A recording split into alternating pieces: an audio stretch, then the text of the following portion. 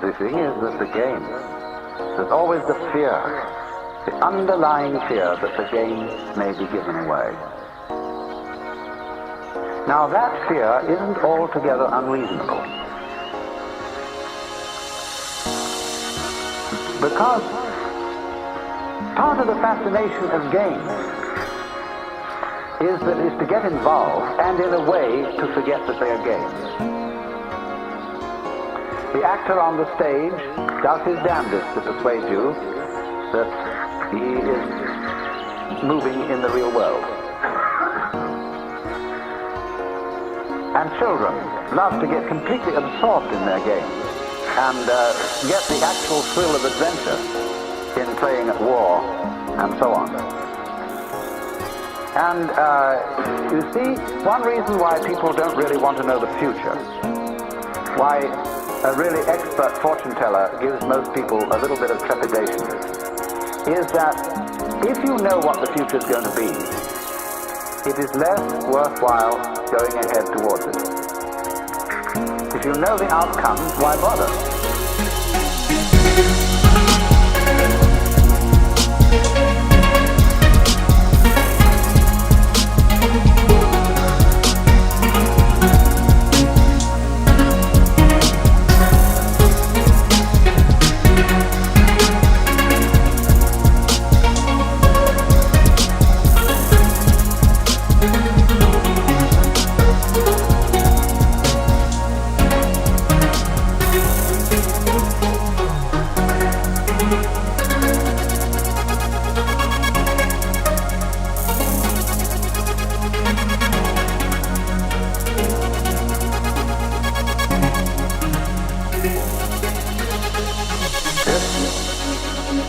The reason, you see, why we don't want to know that the game is only a game.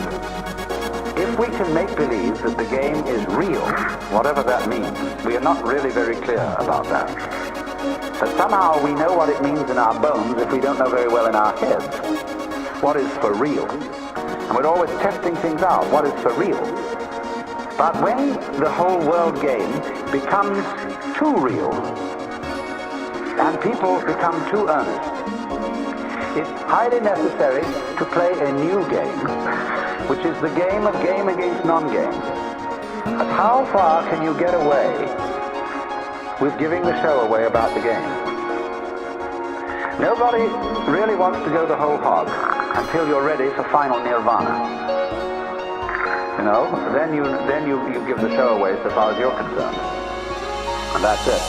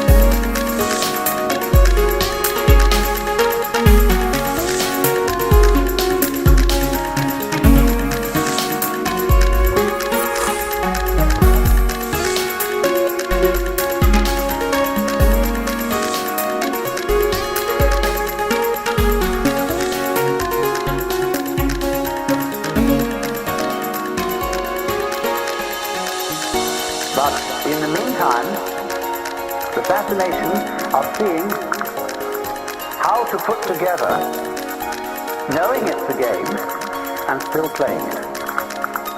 And doing this is what in Mahayana Buddhism is called being a bodhisattva. A bodhisattva is a person who doesn't give his show away completely. He doesn't simply release his consciousness from playing the human game. He is released and yet still in it. He knows the human game is a game, But he goes on playing it with considerable gusto.